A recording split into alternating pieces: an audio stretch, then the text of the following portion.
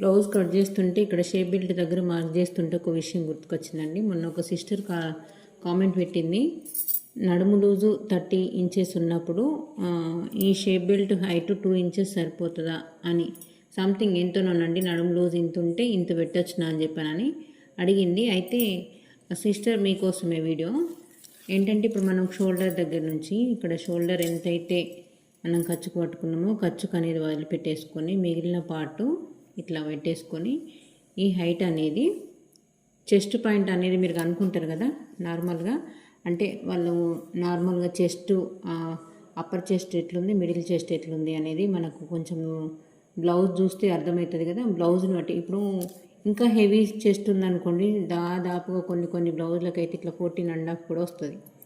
ఇట్లా ఇంతే.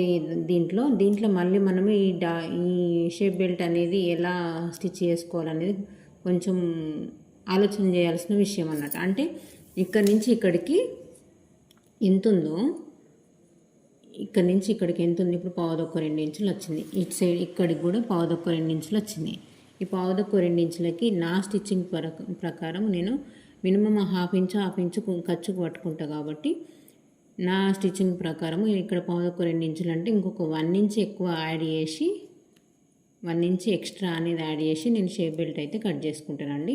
ఇక్కడ క్రాస్ దగ్గర దీనికి ఈక్వల్గా ఉండొద్దు అని అంటారు, కొంచెం పైకి వెళ్ళాలి, నార్మల్గా షేప్ అనేది కొంచెం పైకి కనబడేటట్టు ఉండాలని అంటారు. కాబట్టి ఈక్వల్గా రావాలని అంటే కొంతమంది ఒప్పుకోరు కదా. నేను ఇప్పుడు ఎలా మార్కింగ్ చేస్తానో చూడండి.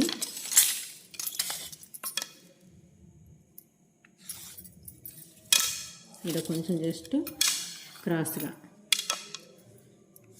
ఇలా జస్ట్ క్రాస్గా పెట్టేసుకొని ఇక్కడ నేను 1.25-4 ఇంచులు తీసుకుంటా. ఇంతకుముందు మనకు వచ్చింది ఎంత, 1.25-2 ఇంచులు, 1 ఇంచ్ యాడ్ చేసుకొని 1.25-3 ఇంచుల దగ్గర మార్క్ చేసుకుంటా.